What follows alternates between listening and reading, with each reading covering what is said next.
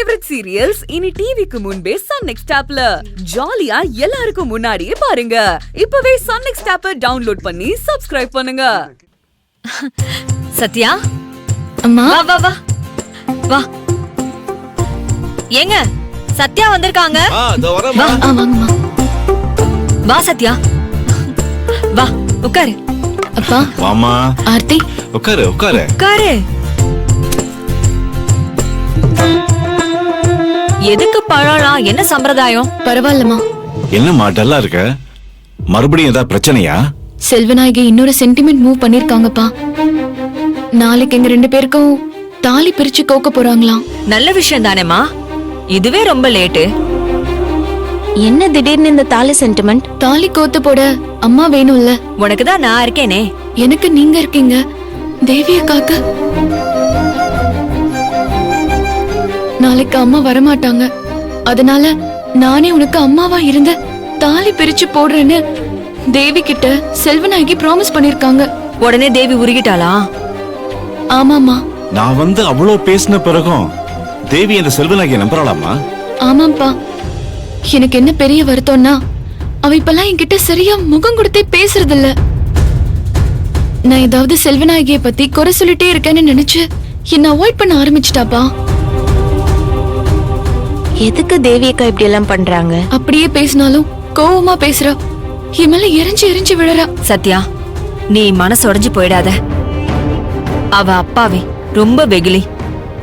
யாரையும் சுலபமா நம்பிடுவா. நீதான் போன தடவை வந்தப்ப சொன்னல்ல, அவ உலகம் தெரியாதவ. நீ மட்டும் இல்லாம போயிருந்தா அவ செல்வநாயகி வீட்ல ஒரு நாள் கூட தாக்கு பிடிச்சிருக்க மாட்டா.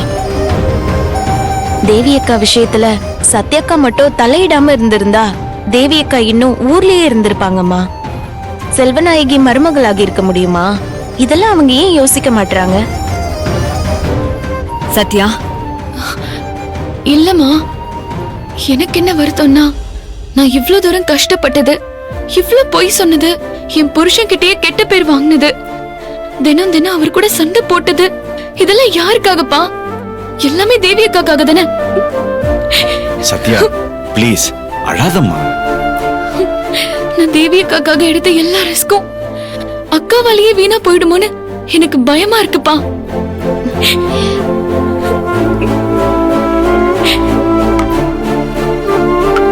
அக்கா, நாங்க இருக்கோம்க்கா, ஃபீல் பண்ணாதீங்க.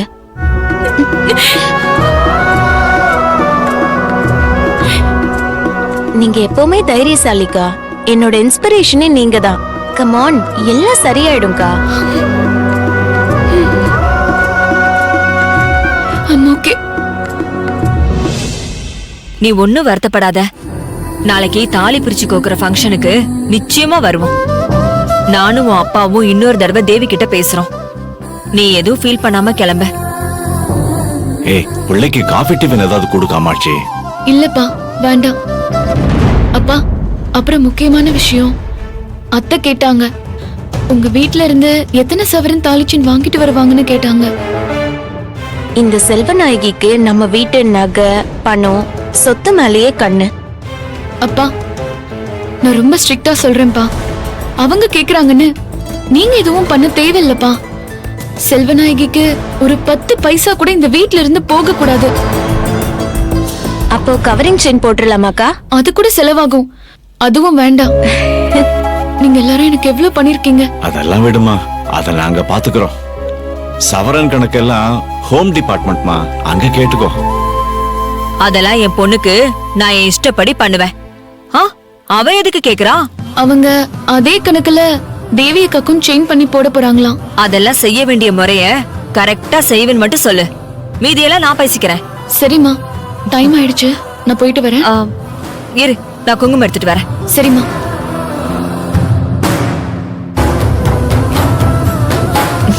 இந்தா.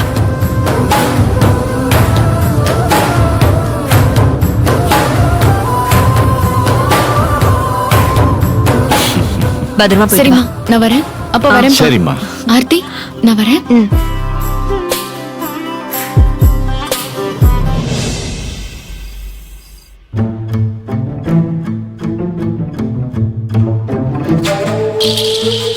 தயவு செஞ்சு மன்னிச்சிரு ஸ்ருதி. நான் உன்னை நிறைய தடவை இன்சல்ட் பண்ணிருக்கேன். அதனால எனக்கா? பரவாயில்ல விடுங்க. உன்கிட்ட மட்டும் இல்ல, சுபத்ரா சித்தி, சேது சித்தப்பா அவங்க கிட்ட எல்லாம் மன்னிப்பு கேட்டாதான் என் மனசு ஆறும்.